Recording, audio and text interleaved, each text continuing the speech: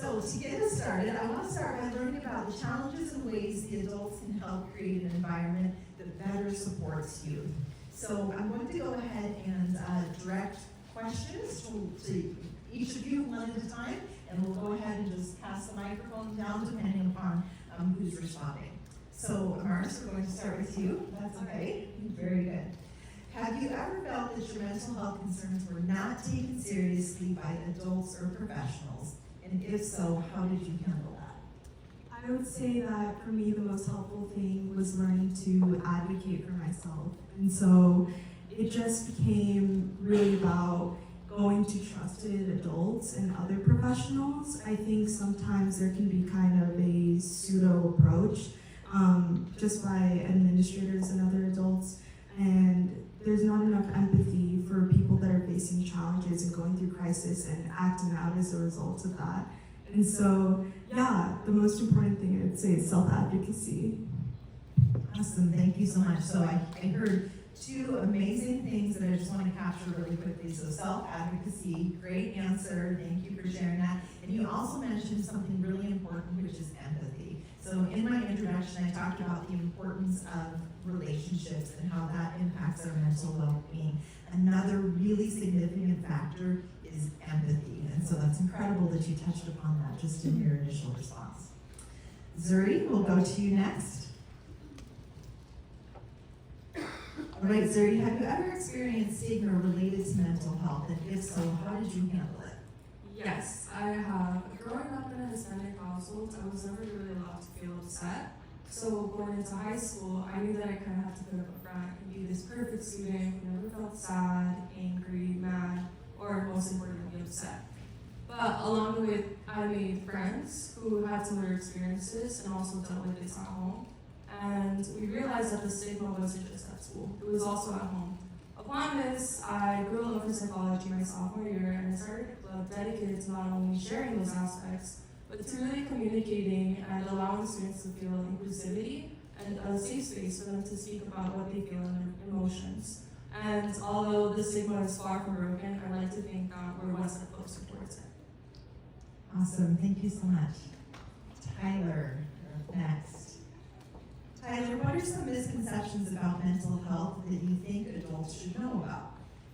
My misconceptions are, I feel like your parents need to be more into your life about it, ask more about your day-to-day life, what's going on, and to help you get better as a person. Because you can be struggling with school and mental health at the same time, but you can be hiding it, and they won't even know what's wrong with you. But if you speak up more to your parents, it might help you more in the way that you might need it right.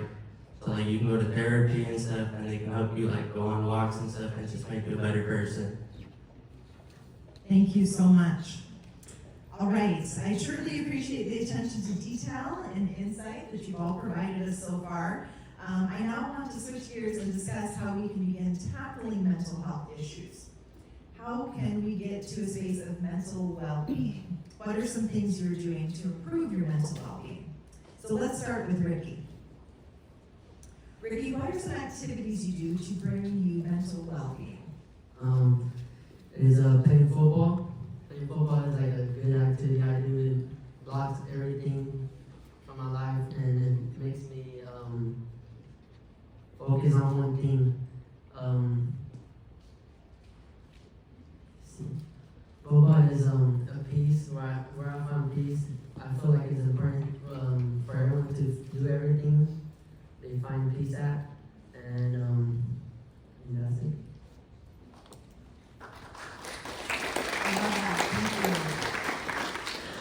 Right, Tyler, what role do you think family support plays in youth mental health, and how can families better support their children?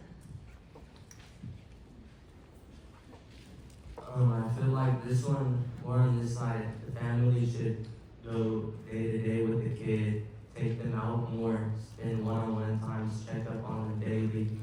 Because sometimes when playing sports, you can struggle with mental health. Kids talk down on you. You might be like, oh, I don't want to play the sport no more. Because my freshman year, I struggled with that. I wanted to quit because people talk down on me. So I feel like if your parents help you more and you get your coaches to help you, you won't want to struggle. You won't have the problems no more with mental health. Right,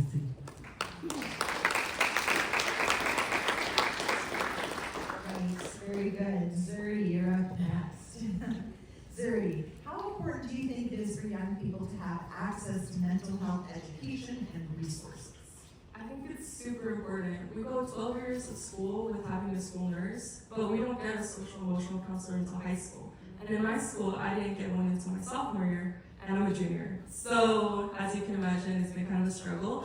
But I think that if we're going to tackle mental health and physical health, they have to go hand in hand, not one more than the other. So I do think that having mental health resources, such as social emotional counselors, would highly benefit students and the youth. And I do think it's something that we have to implement early on, not just in high school. Thank you so much. Maris.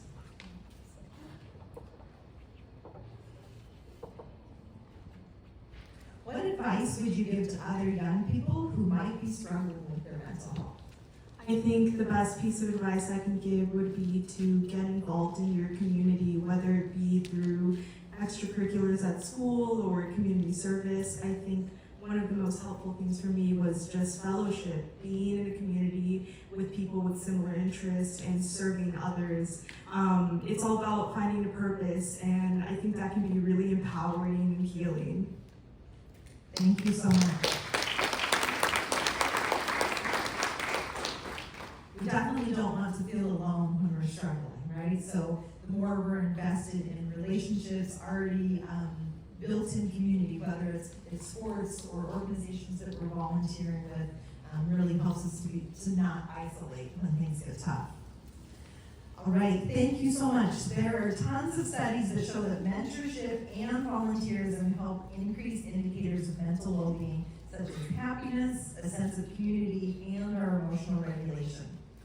I want to hear that impact that Big Brothers Big Sisters has had on our lives. So let's start with Layla.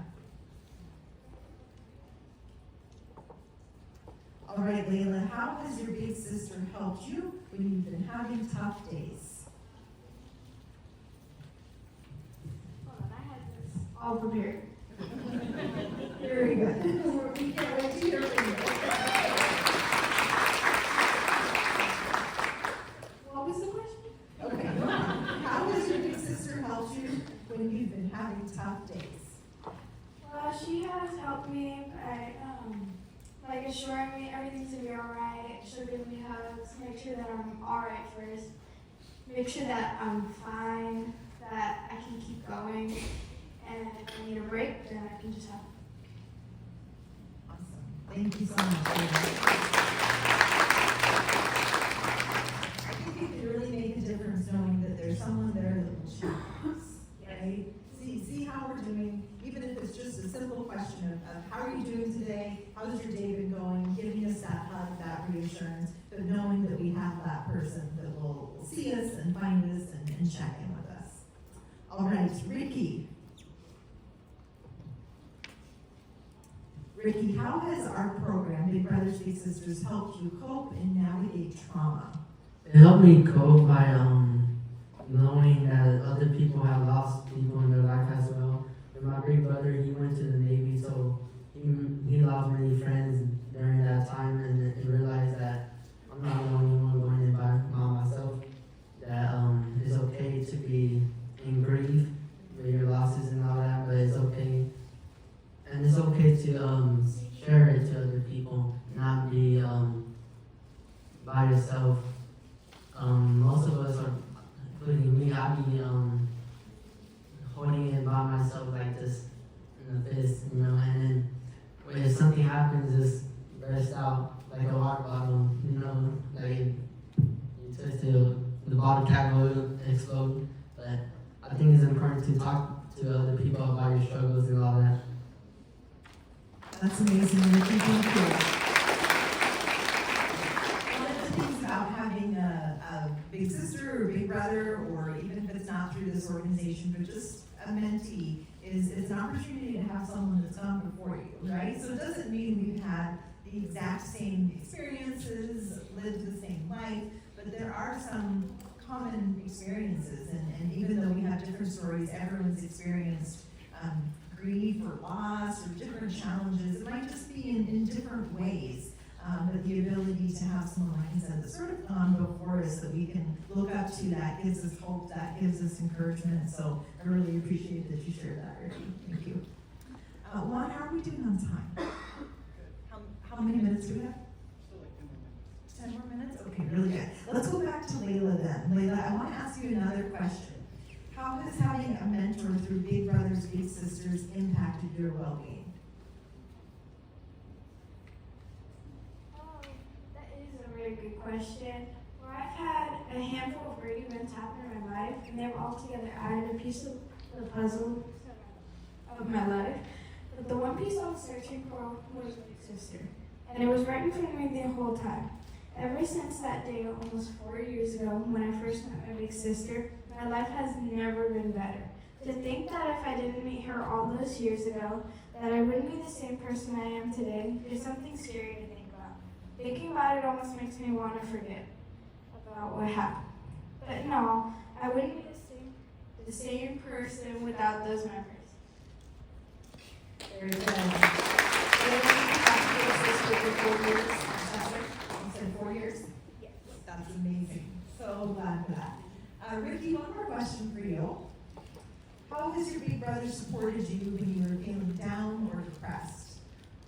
He would support me by telling me that weightlifting, we usually go to the gym sometimes and all that, but when we live, there's like a comparison how I don't know how many people have been going to the gym or haven't went in their whole life, but when you do something like go on a treadmill, your legs will feel sore and feel like you want to give up. And that's the same thing as if you're losing like someone, like you feel like just giving up or the more that you hold on to it, the more you feel pain on it. And if when you finally let go and accept peace when you lose someone or anything, you'll feel okay, you'll feel at ease, at peace and all that. Awesome, thank you so much. I love the metaphors,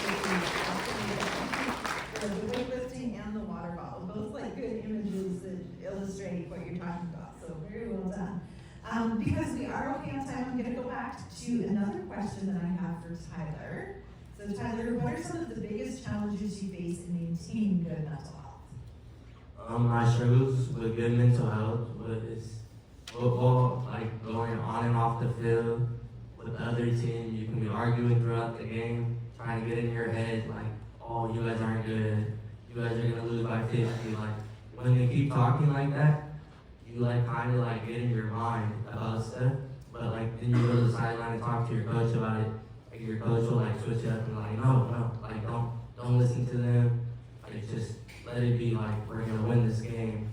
Because like last year we were struggling with one game and we turned it around. We were losing bad, we turned it around. But like if you just keep your mental health right throughout the whole game, you'll win it.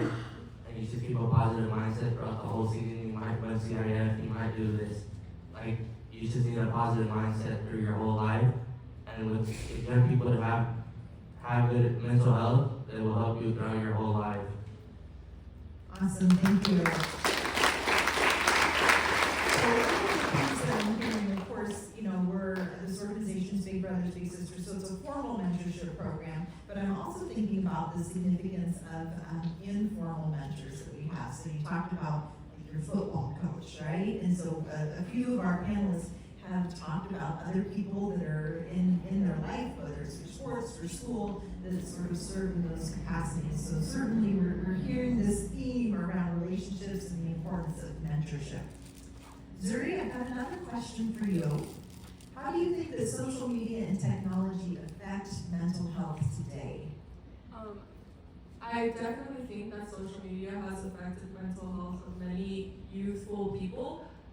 If you really consider the fact that Instagram, TikTok, Twitter, all these apps are built on false expectations of people. So in psychology, the term stigma refers to the mental frameworks that we have in order to kind of categorize individuals. But because of social media, these have been heavily altered, and now we don't really know what a perfect human being is, right? So it's important that the youth kind of disdains from being on social media so often, it's important that you maybe join a sport, a club, hang out with friends, and kind of keep it more real than false expectations on social media, because that can heavily affect your mental health, especially when you're on it for too long. Awesome, thank you. How can youth-served organizations like Child and Family Services better support youth who are experiencing mental health challenges? I really love this question because I get to represent my experience as a foster youth, and I would say one of the biggest things that's lacking is proactive measures. I think there's a lot of reactive measures, and I think there needs to be more screenings and check-ins, and it's all about creating a better outcome, not just for youth, but also for families. And I think, it's all about timely responses and intervention in crisis. So, yeah. Very good. All right, so we're getting ready to wrap things up. Parents, I have one last question for you to close, but before we go in that direction, I want to check in with the rest of our panelists. Does anyone want to jump in and maybe share one last word, comment, something that you didn't get to share with our audience yet? Now's your opportunity. You've all been amazingly courageous, and so if there's anything right now, I'm going to give you just a minute here. Layla, you want to jump in? I saw that. I love it. I just want to say that mental health is very important, and it's good to check in on yourself sometimes. Then, keep it real. Don't just expect that everything's going to be perfect, that you're always perfect, because even the most perfect person has always made mistakes. Awesome. Let's hear it for real, and it's good to even just check in on ourselves. Absolutely. Anyone else? I would like to say that the Big Brother Big Sister program has actually helped me as a mentor, not only the mentee.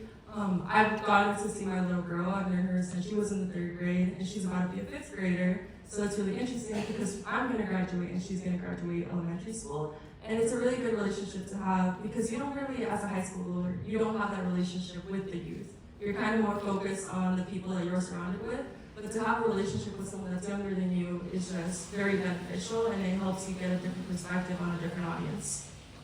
Awesome.